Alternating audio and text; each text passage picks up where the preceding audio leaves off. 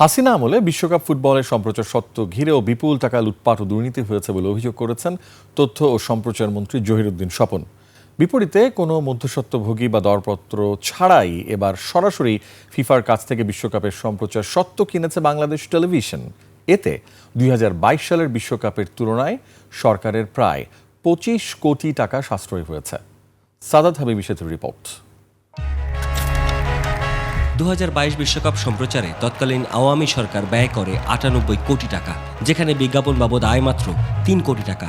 অথচ মধ্যস্বত্বভোগী তমা গ্রুপ সরকারি বেসরকারি প্রতিষ্ঠানের কাছে ১৩৭ কোটি টাকায় স্বত্ব বিক্রি করে।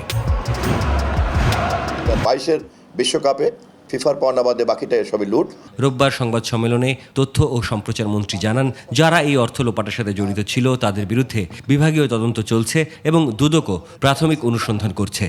ক্যাবিনেট মিটিং করে ফিফার এজেন্ট একটা সিঙ্গাপুর কোম্পানি, তার এজেন্ট আবার একটা বাংলাদেশের তমা কনস্ট্রাকশন কোম্পানি, যার কোনোই মিডিয়ার সঙ্গে কোনো সংশ্লিষ্টতা ছিল না, তাকে মাঝখানে রেখে ৯৮ কোটি টাকা ট্যাক্সের টাকা, জনগণের ট্যাক্সের টাকা, সেই ট্যাক্সের টাকা দেওয়া হয়েছিল।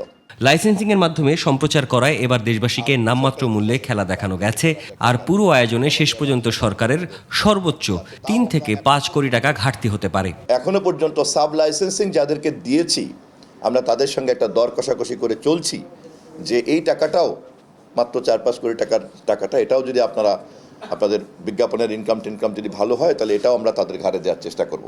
সরাসরি ফিফার কাছ থেকে এবার সম্প্রচার সত্ত্ব কেনার চুক্তিমূল্য ছিল ৪৭ কোটি ২৫ লাখ টাকা। ভ্যাট ট্যাক্স সহ যা ৭২ কোটি ৭০ লাখ টাকায় দাঁড়ায়। ১৪০ কোটি টাকার টার্নওভার ছিল তমা কনস্ট্রাকশনের মাধ্যমে। সাদাত হাবিবি সেতু, ২১ টেলিভিশন, ঢাকা।